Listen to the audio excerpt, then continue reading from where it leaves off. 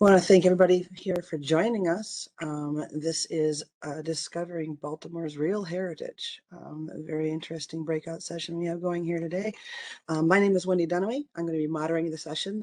This means I will be watching the chat screen for questions for people. I'll also be keeping track of time to what's going on. If you have any questions, you can either put them in the general chat, or you can send them to me personally. And if we need more clarification, you can always unmute. Yes, and as a reminder, everyone, please keep yourself muted so we don't get any background noise and any feedback going on. Make sure we can hear everyone that is speaking and talking. If you need any help, you can change the layout sessions. We can change different ways that your views look. If you have any help, just message me. I can help walk you through it. We also have some orientation slides that everyone can open up if they want to. And I believe Professor Maringolo is putting those out there for us. She's got the complete program sitting there. We also have orientation slides. I'm going to post them again probably halfway through the presentation, just so everybody gets them, and I'll post them again afterwards, just so everybody can get links to the other rooms they want to pop in and out of different sessions. We also have an evaluation form that we're going to post again as well that we want everyone to be able to fill out. If you can, please, it gives us really good feedback.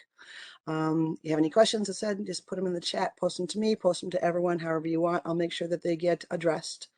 And if anybody has any questions, before we start, I'll hand it over to Molly. Awesome. Hi, everyone. I'm Molly. I work at Baltimore Heritage. I think my official title is Community Engagement and Communications Manager. Long title. But I also went to UMBC for undergrad and grad, and I love it. So I'm so happy to be here. And I wanted to thank you. Thank you for this symposium and for letting me be here. It's so well run, and the communication was so great. So anyways, just want to say that. Just wanted to, I'm going to talk for a little bit and then pass it off to some UMBC students to talk, hopefully more than me. But just a little background on Baltimore Heritage. We're Baltimore's citywide historic preservation nonprofit organization. And we were started in 1960, and it was all volunteer until 2003 when my boss, Johns Hopkins, was hired. And our goal is to protect and preserve Baltimore's historic places and communities. And we do this through advocacy and also through educational programming. And our sort of tagline is, we believe that awareness leads to understanding, and understanding leads to preservation. And so that's what we try to do through our educational programs. And so we do that. We lead a lot of heritage tours all over the city. And since the pandemic started, we sort of pivoted like last minute and started this series called 5-Minute Histories, where my colleague Johns visits different places in Baltimore and talks about the history and significance of those places. And if you were just in the panel before this, one of the places that we did was the Sarah Ann Street alley houses. I try to like throw that in wherever I can about Sarah Ann Street alley houses. Super important. So to date, we have done over 200 videos, and we're just going to keep going with that. But so this panel, despite this record of doing all these videos, this past year has revealed some lingering problems. Our board formed an equity committee and conducted a review across all of our programs and found that Baltimore Heritage has produced significantly more programs on white-related heritage than a lot of the other heritages that are represented in Baltimore. And Baltimore Heritage really feels that we want to tell all stories through our programming. And this has always been our mission, but there are huge gaps.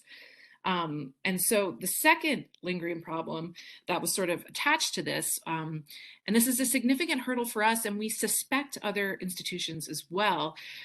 We want to produce these diverse programs, but there's a lack of available research on these places. Baltimore has so many significant places. 90 neighborhoods are officially designated as historic, and that's more than any other city except for New York, and New York is huge. It has 205 buildings on the historic landmark list, and there are dozens of other neighborhoods and buildings that should be designated that haven't been yet. And so we want to be able to save places. I have a few listed here, Cab Calloway's boyhood home, Congressman Perrin Mitchell's house on Lafayette Street, sites of the American Indians of the Lumbee tribe in East Baltimore, the Sarah Ann Street alley houses. We want to celebrate these sites and these neighborhoods, and that are not given attention. But to do this, we need significant research. Baltimore Heritage is a 2.5 person operation, and as much as I love researching, I can't do it all the time. So we have these gaps, we have a need, so we tried to do two things immediately after our board did this equity report. We applied for 2 grants, one from the Maryland Heritage Areas Authority, and then also the Baltimore National Heritage Area. And these were in partnership with Dr. Maringolo. And this was to engage graduate students in conducting research that we could use then to produce new tours and new virtual stuff, and also stories on our virtual app, which Ame is going to talk about. And we also hoped that this information would then be available to other groups. And so even if we couldn't tell that whole story, just to highlight some more places that other people could pick up where we left off and continue to tell that story.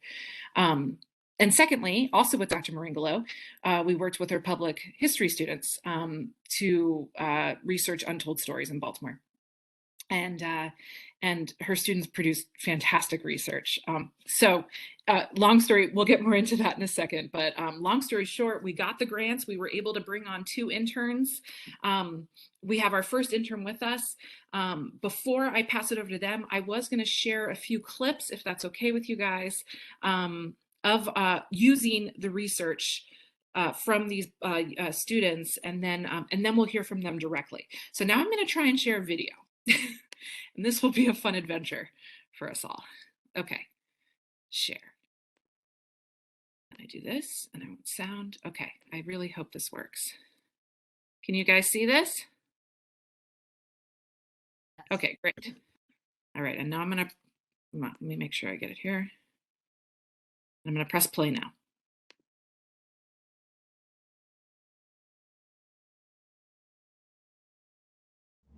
Hello everybody, this is Johns Hopkins with Baltimore Heritage, and we're back with another of our 5-minute histories videos. And today I'm on the 400 block of Park Avenue, and behind me is a fantastic dragon mural that speaks to the fact that this once was at the heart of Baltimore's Chinatown. And if you're following along these videos real time, today is February 1st, 2022, and today is Chinese New Year's. And we thought we would celebrate by covering Baltimore's Chinatown, which we're going to do right now. Have to start with a quick thanks to some researchers at UMBC who did wonderful work this past semester on the history of Chinatown.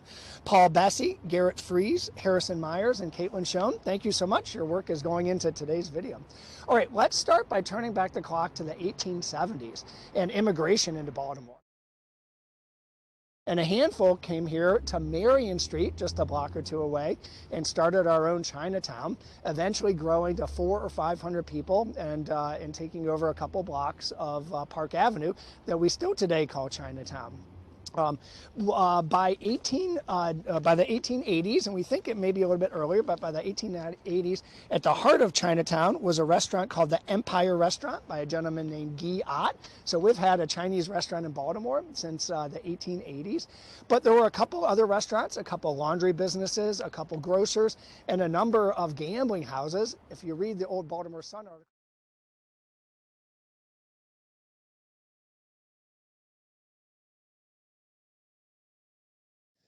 hello everybody, this is Johns Hopkins with Baltimore Heritage, and we're back with another of our 5-minute histories videos. And today I'm in the diminutive park called Bedford Square in the Guilford neighborhood, and behind me is a statue of Simone Bolivar, the South American revolutionary hero. And we just had to explore why in the world is a statue of Bolivar here in this leafy green North Baltimore neighborhood. I'm pleased I'm going to be joined today by Ame Pohl, a UMBC graduate student who has been doing research and writing with us at Baltimore Heritage this last semester. But before I turn it over to her, let me just say a word or two about where we are in Guilford. Thanks so much. We're all yours. Hi, my name is Pohl. I'm a graduate student at Public History at UMBC. I've lived in North Baltimore for almost 20 years and have driven up and down this stretch of North Charles Street so many times and passed by this statue. Never knew what it was. Well, so one day I decided to take a closer look and discovered that this is a bust of Simone Bolivar, the George Washington of South America. I learned in my research that the Venezuelan government gave statues of Bolivar to US cities throughout the 20th century, but especially clustered around the late 50s and early 1960s. Why then? To answer that question, we need to think about what the relationship between the United States and Central and South America was in that period. It was a time of incredible tension in the Cold War. The United States, the Soviet Union. In 1959, the Cuban Revolution establishes the first communist state in the region, aligned with the Soviet Union. Also in 1959, after almost a decade of military dictatorship, Venezuela has its first democratically run election. That same year, they gave a statue of Bolivar on horseback to Washington, D.C., which was accepted by President Eisenhower. In 1961, President John F. Kennedy proposed the Alliance for Progress, a multi-billion-dollar aid package for Central America. So as you can see, there are many attempts to increase friendship and relationships between the United States and Central and South America. It's in the midst of this situation that the bust is brought to Baltimore. It was brought here to Bedford Square on April 19th, 1961, which is also Venezuelan Independence Day. It was a windy and rainy day, and Mayor J. Harold Grady accepted the gift from the Venezuelan ambassador in front of a small group of people. So one of our questions has been answered. The reason why there's a bust of Bolivar in Baltimore is because of the Cold War. It's just one of many statues given to US cities during the period as a sign of friendship. But we haven't answered the second question. Why here in Bedford Square in the middle of leafy Guilford and not, let's say, downtown? I've looked and I've looked, and unfortunately, the only answer I've been able to find is that there was space. There was simply room here to put the bust. I've heard from some that diplomats lived in the area, but I haven't been able to find any hard evidence for that. So for now, we're going with there was room. If, however, you have more information that provides a more satisfying answer to this question, please let us know.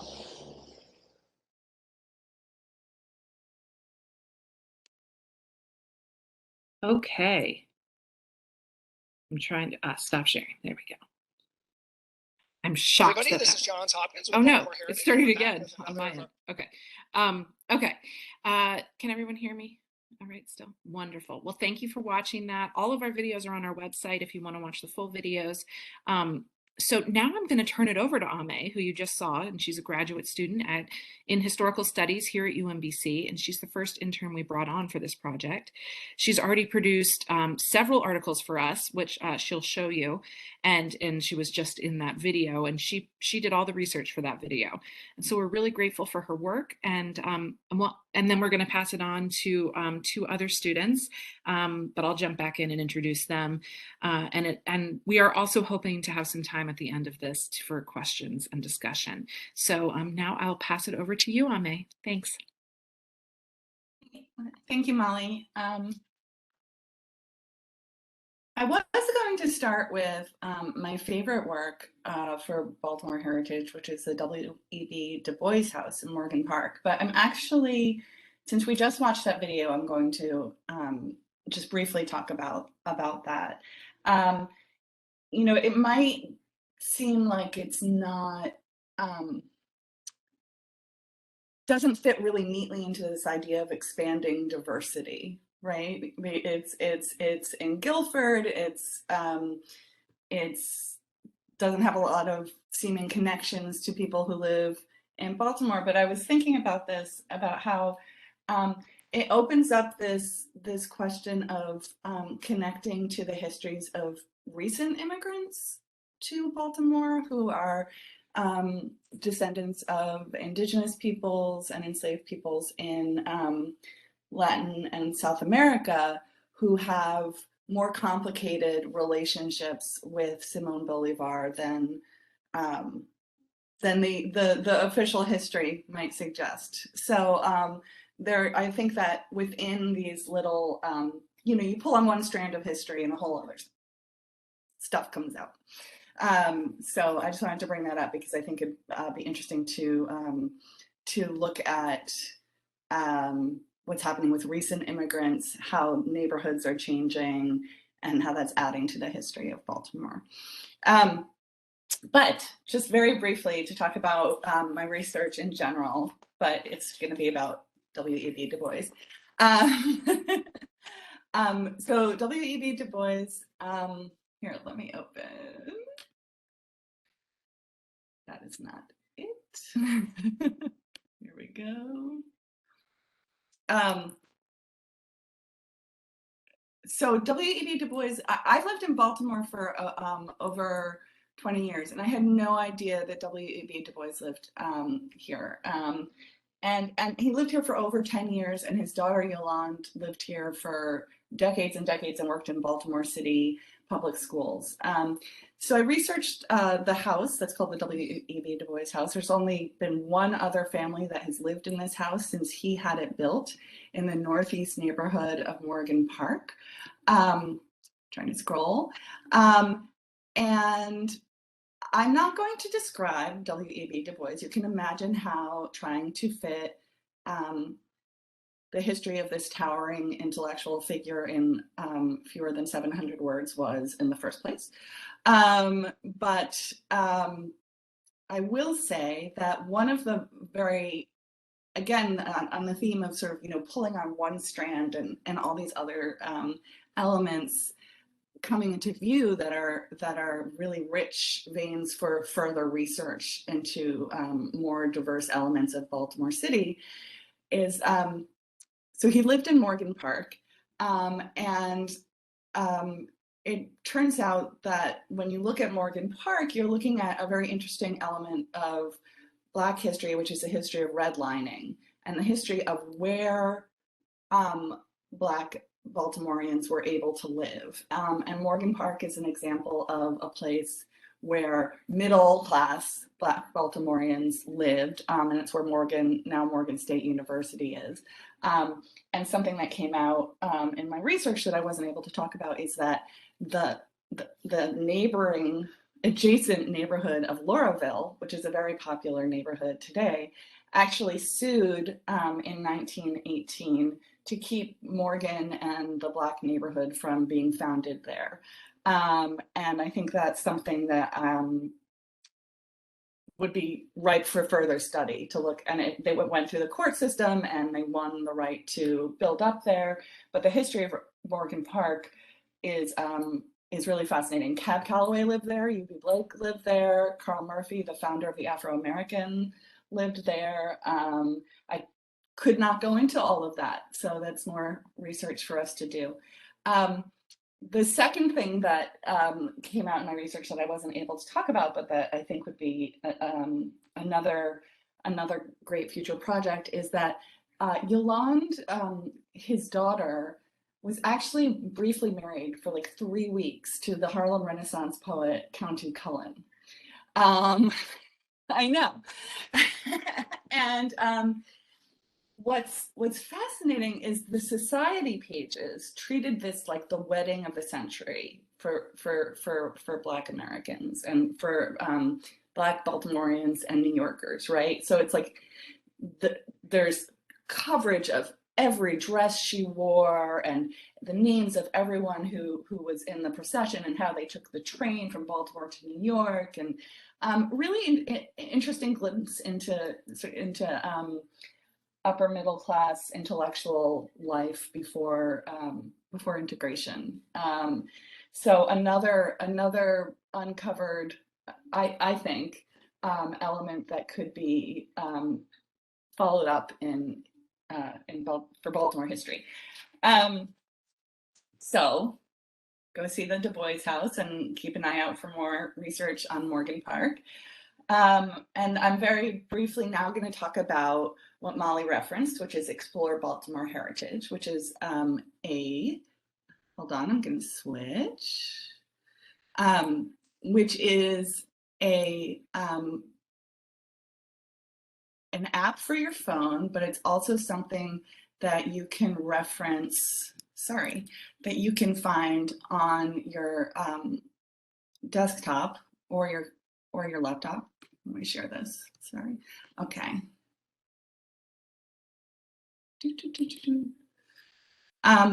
So here we can see the front page of the Baltimore Heritage app, and this was started in 2012. It has more than 461 public stories on it that to facilitate exploration of the historic areas of Baltimore. And if you look, you can see every one of these is a story about Baltimore. If you open it up, if you expand it, you can just randomly click on one and it will take you to a story, hopefully. Oh yeah, Arch Social Club, 2426 Pennsylvania Avenue. You go there and there's a story about it. And this is a really fantastic resource, especially if you have it as an app on your phone. If you just happen to be in a neighborhood, you can pull it up and just see what is near you that you could explore that you might not know about. Over 100,000 people have used this, the website. And I'm going to stop sharing because, okay. Over 1,000 people have used the app on their phone. So this is going to continue to be a resource for people to use and for us to add more and more stories to. But again, there's a lot there. And just finally, briefly, one of the things that we were able to do with the W.E.B. Du Bois story is that I'm fortunately or not pretty active on Twitter and talk about history and politics and other stuff there, and was able to share that story on Twitter and tag Baltimore Heritage and able to reach out to just a very different audience than already was available. So being able to use social media to continue to reach out to new audiences is something that Baltimore Heritage is doing. And I just also want to add, especially during the pandemic, having this app and having this information online when we couldn't do tours was crucial. I found it so useful to be able to continue to engage with neighborhoods and history even when I could not go to tours or to speaking events. So thank you. Check out the app. Download it today. Thanks so much, Ame, and look out for more stories from her in some different neighborhoods. So now we're going to hear from two graduate students from Dr. Maringolo's Intro to Public History class, Caitlin Schoen and Garrett Fries. Last fall, they were part of a group with Harrison Myers and Paul Bessie, who researched Baltimore's Chinatown for Baltimore Heritage. And we used their fantastic research for that 5-minute histories, and we're going to use it further. Just so you guys know, they sent us a 110-page report. I mean, this is just fantastic work. And so you can hear from them now on how they did that. And I'm going to pass it over to you, Caitlin. Sorry. Hi, thank you so much for having me. Before I dive in, I'd like to just take a second to thank a neighbor of mine, Yun Tong, who very graciously translated some of the sources I came across. And none of us had any Chinese language skills, so being able to, for instance, send someone a photo of an old Baltimore storefront and ask, hey, what does this sign say, was incredibly helpful. And moreover, I think it really speaks to the necessity of reaching out to community when doing any kind of historical research, but especially public-facing research. So I took point on the primary source research for the first 7,500 years or so that this project covered. And that mostly involved looking through Sanborn fire insurance maps, census records, and newspaper articles from the Baltimore Sun. I was also really fortunate to have documents from Bach Ark and his wife Sue Bach, who were community leaders in the 1930s, 40s, and 50s at the University of Maryland Special Collections. And the idea of looking at a wide variety of sources, possibly wider in terms of types of sources than what I would look for in a regular semester paper, was so that Baltimore Heritage would have as full a picture as possible of Baltimore's Chinese American community, so that when they turned the research into public history projects, they wouldn't be restricted by the sources we had chosen to use. So for instance, with the Sanborn maps, which were available through the Library of Congress website, I was basically going block by block, starting from Marion Street, where we believed the first considerable settlement of Chinese immigrants had been in downtown Baltimore, moving up on Park Avenue through the intersections of Mulberry and Franklin, where the community would shift after World War I, which is just about 2 blocks north of that original point on Marion. And from that sort of approximate center of Baltimore's Chinatown, I would search a fairly wide surrounding radius to see the furthest evidence of a Chinese business or some kind of community center, whether that was a church that had been mentioned in a newspaper article saying that Chinese immigrants worship there, or other meeting places like the Freemason Lodge. And the idea there was to find out just how extensive the Chinese presence in Baltimore was. Like by today, it's not a very well-known story. Whenever I would tell people what I was working on that semester, I would have to preface it by saying, by the way, there used to be a Chinatown in Baltimore. So in addition to trying to understand the boundaries of Chinatown and when and how it migrated from that original space on Marion Street to further up on Park Avenue, I wanted Baltimore Heritage to be able to argue that this was not a sequestered community that had no impact on the wider Baltimore area, that they had had a real presence throughout Baltimore, and that Baltimore's history is much more multicultural than conventional histories of it present. So even though the Sanborn map records weren't a major part of the analysis of the research report, we made sure to include a few appendices that made note of all of these different and somewhat far-flung businesses and community centers and residences. So for reference, not counting the cemeteries that the community used, which were further outside city limits, the extent of the community that I found as early as 1901 was a laundry on West Landvale Street past US Highway 1, which was a full 2 miles west from that center on Marion Street. And then by the 1940s, the Bachs were living and hosting a variety of community meetings even further out near Loyola University, about 4 miles north. But it's also important to note that I was only able to do this research with the fire insurance maps because the Sanborn Map Company specifically identified Chinese laundries, restaurants, and occasionally residences, possibly because it was deemed to be a greater fire risk. Anytime I saw a building marked Sheen or Chinese, I could jot that down as part of the Chinese presence in Baltimore. So that was sort of a jarring realization that I had as I was doing this research, that if it weren't for historical prejudices against Chinese immigrants and Chinese Americans, it would have been much more difficult to uncover the history of the community. So in other words, the record of this community's existence was in part due to historical racism. And another aspect of this project that was different to the type of research I usually do as a graduate student was that, of course, we were doing this project with the understanding that it would ultimately be serving a popular audience. So the things that I might have typically focused on if I were writing for a scholarly audience were not the things that I emphasized in the report that we gave to Baltimore Heritage. For example, as I was looking through Bach Ark's papers, it became clear that he and his organizations, the Chinese Merchants Association and Chinese Benevolent Association, as well as Sue Bach's Chinese Women's Association of Baltimore, were in contact with this very wide-ranging network of organizations throughout the country and even in China. And so this very small Chinese community in Baltimore, which by that point was only a few hundred people, sought out and maintained connections across the country and the world for business, charity work, involvement in political movements such as supporting Chiang Kai-shek and then later opposing the Communist Revolution. And that to me was fascinating. And we did mention a little bit in the report, but we recognize that it's not something everybody is going to be going to find as interesting. So as a result, I had to tailor my focus when I was doing the research on subjects that we thought would make good coherent stories, something that could be told in a podcast, which is what we eventually produced, or one of Baltimore Heritage's 5-minute histories, which is what you just saw.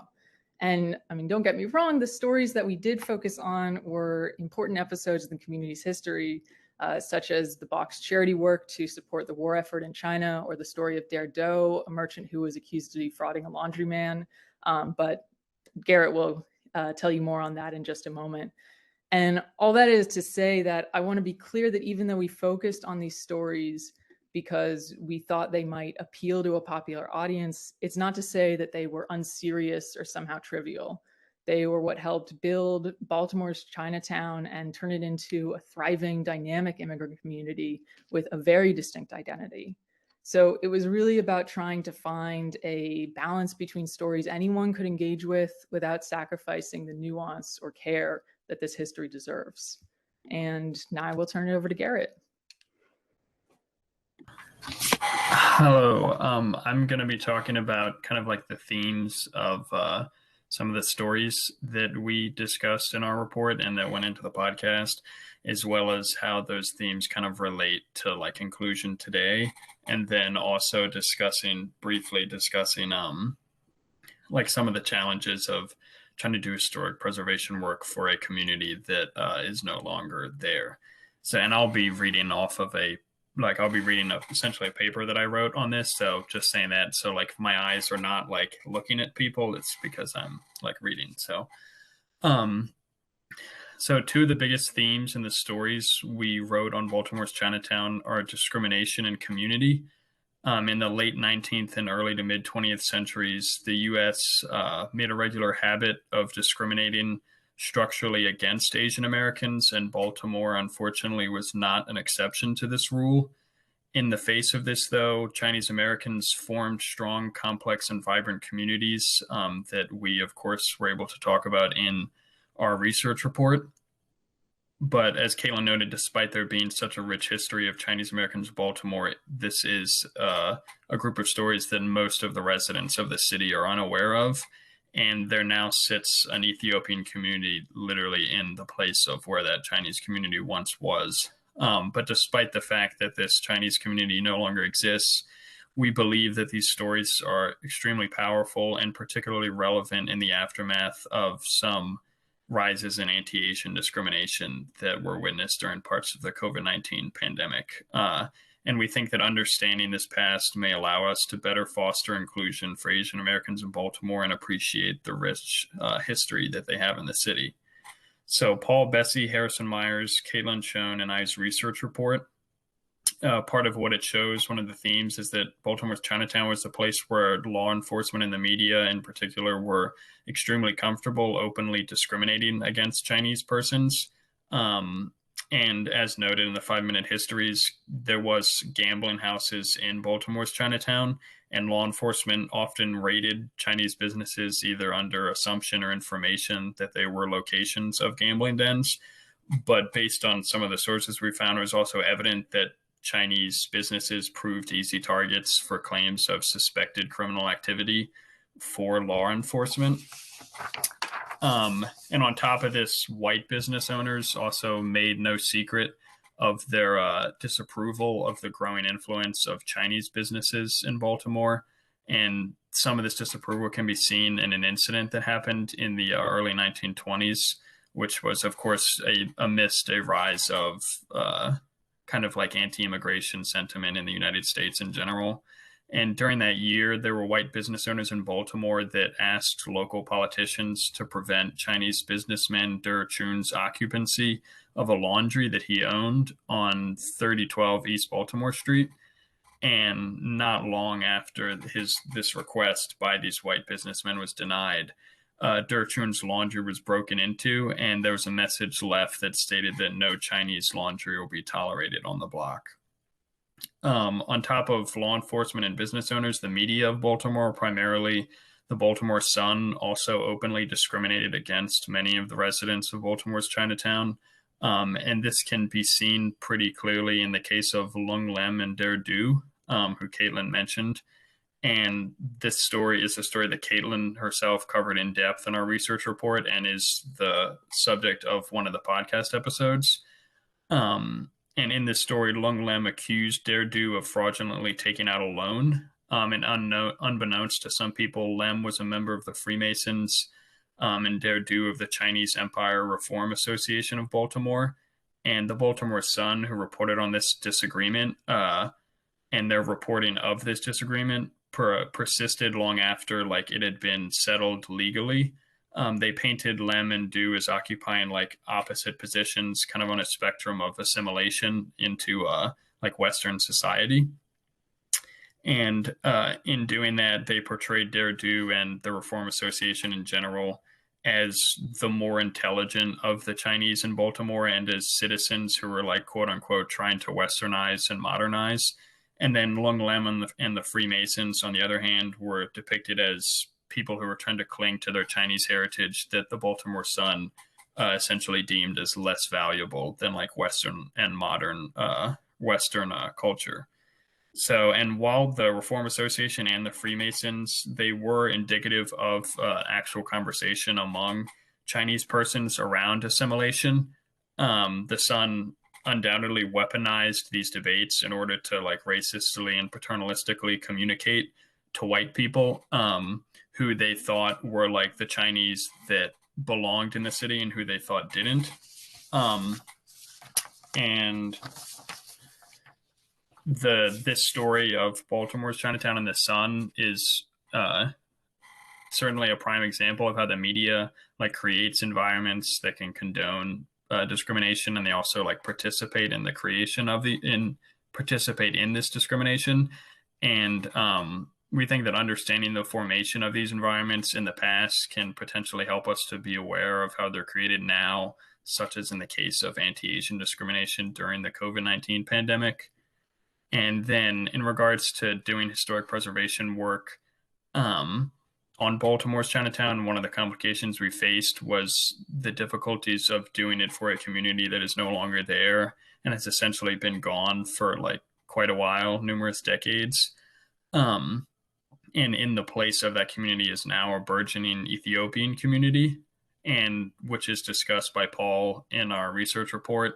And so many of the residents of Baltimore's Chinatown had relocated by the late 20th century, meaning that we pretty easily, came to the conclusion that doing oral history work, which is often important in a lot of public history work, was going to be difficult simply because tracking down these people wouldn't be easy.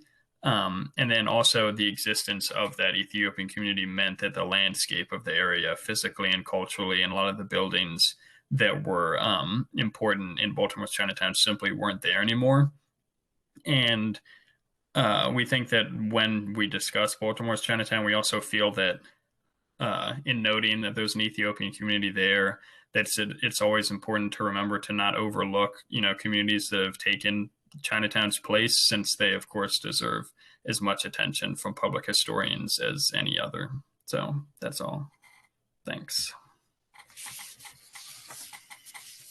Thank you, Caitlin and Garrett. And so I just want to sort of conclude and say that, Baltimore Heritage has a long way to go, but with the research from, interns and students at UMBC, they're really making it possible for us to kind of continue to expand and diversify our story. We couldn't do it without them. And so we really appreciate their work, and we hope to continue this partnership. And I guess at this point, I'll pass it over to Wendy. Are there any questions or anything, any discussion points? That's great. I haven't seen any questions pop up. If anybody has any questions, please put them in the chat deck. Or if you're on your phone, I see we have one or two people who are on their phones. You can just unmute and ask if you want to. I can read your questions, or if you feel more comfortable, you can just, let me know that you have one, and I'll let people know that you want to talk.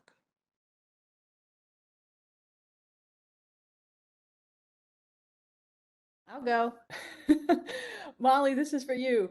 So, you're a UMBC insider. You came through the program, and now you're on the other side working with students. And so I'd love it if you could just be blunt with us. What are some of the challenges of working with grad students?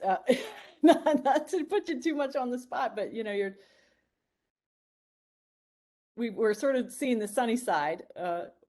What are some of the let me put it this way, how is this work difficult? Like, what are some, just this is hard work. So can you talk a little bit about that? Sure, sure. Well, and I am in this sort of weird position where when I was a graduate student and I was in Dr. Maringolo's class, I wrote articles for Baltimore Heritage as well. And then I got hired by Baltimore Heritage 3 years later. And so I do have kind of both sides of this in a weird way. And Caitlin, I mean, I think actually all the presenters sort of commented on this. And that's sort of, and I don't, this is something that maybe we talked about in Dr. Maringolo's public history classes too, but moving from academic history to history that the public consumes is a really interesting space because our whole idea, like with our 5-minute histories, is we want people to continue to watch them. And so we want to sort of inspire feelings of, sometimes anger, sometimes memories of the past and that sort of thing. So I think sometimes it can be tricky. We can't please everybody, but we do sort of pick stories and things that are that we think people would like, if that makes sense. And so in a weird way with like academia, I'm this way too. Like I want to hear about the controversies. I want to hear about the injustices, and I want to bring all those stories to light. And I still want to do those with our public history work too, but in a way that's digestible for a large audience. And so that's sometimes been an interesting place to figure out how we can tell these stories and continue to tell them. I hope that makes sense. I hope I didn't just offend every academic in the room. That's kind of my first thought there. But I gotta say, I love working with students and UMBC students in particular. UMBC is a special place. Anyways, I'll just leave it there. All right, I have also Professor Maringolo was asking if she'd like to explore new ideas for more actively engaging communities in this whole process of creating content related to Baltimore Heritage. So Molly, or if you any of the other panelists, anybody here has any ideas on how to do that? I think she'd like a good conversation on that. Do any of the students want to jump in on that first? What was the question again? Exploring new ideas for actively engaging the communities in creating content related to Baltimore's heritage. I guess for me, I feel like the thing that comes most immediately to mind is oral histories. And of course, I noted a little bit for this project in particular, like the difficulties of doing those. Yeah, I'm really trying to rack my brain here for like other ideas. But if Ame has anything, I can hand it over to her. Yeah, I have a couple of ideas. One of the things that I think is important is bringing connections to people on their turf, in their space, and not expecting them to come to us outside of maybe their comfort zone or their communities. And so one idea could be, when you look at that map and you see all these, just to plug Baltimore Heritage again, and you see all the pins and all the places, there are schools around those areas, right? And high schools who may not know about those historic elements to their neighborhoods, and may have ideas about, or their grandparents or other people in the community may have ideas or memories of other elements to explore. So I think connecting with people who live in those communities or go to school in those communities could be a good way to connect.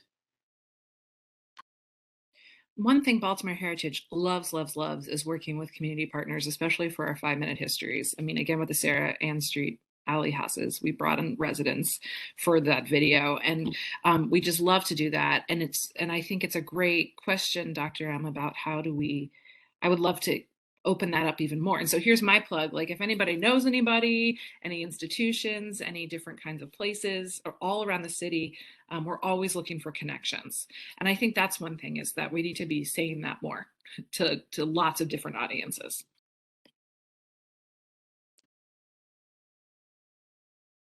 I just want to add that at some point when I started this project with Baltimore Heritage 1,000 years ago or 10 years ago, I'm not sure. There were occasionally just like local groups of people that were engaged in history making who would approach Baltimore Heritage, and then we would kind of work in this in-between space between that sort of grassroots vernacular organization and then Baltimore Heritage on the other hand. But I don't know how often that comes up, and it just may have been, it happened a few times and we were in the right place at the right time. But that was interesting, and it conflict stories do come up, and we had to figure out how to talk about them in ways that were accurate and truthful and respectful to all parties. And I actually think people are interested in conflict. So anyway.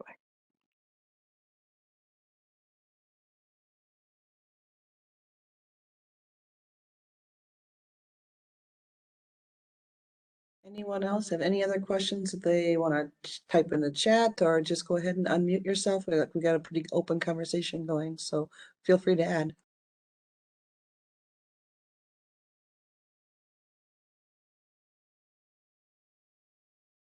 I guess I would just, this is more of a comment than a question, but I think one of the challenges of this type of work is, especially for an organization like Baltimore Heritage that wants to serve the whole city, is that when you have a big geographic and chronological sweep that you're covering, it's a big city with centuries of history. You know, and trying to do that in a way that's engaging, and it's like the comprehensive trap, right? Like we want to cover it all, versus the deep dive, you know, which the students probably experienced in the research on Chinatown, and so trying to balance between those two, I find that in my own teaching and research to be a struggle, and I don't have any great solutions. Other than the deep dive and the trust building and the more tightly focused work with a singular community, with a singular place, is so hard and so essential. But you can get lost in that world too if you don't zoom out and see that broader landscape that you're working in. So just a thought that no solutions, just it's hard. And I'm just thinking about this now, like, you know, this idea of like embracing conflict and stuff, you know, sometimes there's no way not to sort of step in it. And like one big thing that came up for us was, you know, we did a video and we worked closely with an Arabber stable. And that's, you know, such a Baltimore institution and, you know, really great history. And we got a really angry email from an Arab Muslim American who found the term derogatory, and absolutely, you know, it's funny, personally, my husband's Arab also, and he finds the term a little derogatory. And so it brought in this whole new aspect into that. And so we sort of embraced it and chatted with this guy. And then we ended up doing a video during Ramadan last year on a mosque in Baltimore, the oldest mosque in Baltimore. And so sometimes it's like, well, we can sort of make lemonade out of this and bring up a different way. You know, we were not going to do that mosque until we talked to this guy and he told us more information. So I think for us too, it's about sort of embracing the criticisms and trying to move forward with them.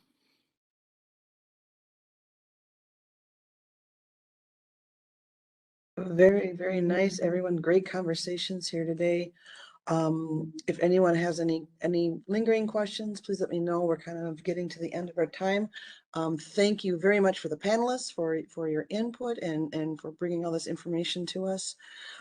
We have posted the Google Slides as well, again, just in case anybody's going to a different room. We do have one more session left, 2 separate sessions left for here. And please fill out an evaluation form. Make sure you open up the Google Slides and get your link before you leave this web session. Otherwise, you won't be able to see it very easily. Thank you again. And we hope to get a conversation going in our coffee room after all the sessions are over. Thank you. Thank you all so much. Our sessions are moving to Melissa Blair's WebEx space and to Elaine McDougall's WebEx space. The space is closing. There is a 30-minute virtual coffee from 2 to 2:30 if you have any lingering questions. So thank you all so much. This was great.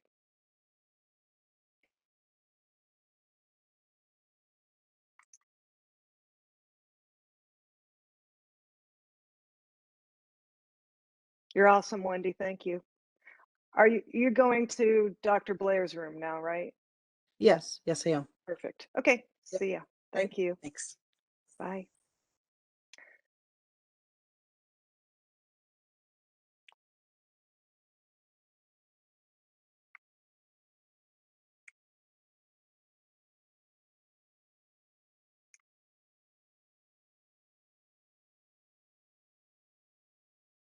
Hi, Catherine and Maria. I'm not really sure if you're still here or you've stepped away. I have to close this WebEx space now.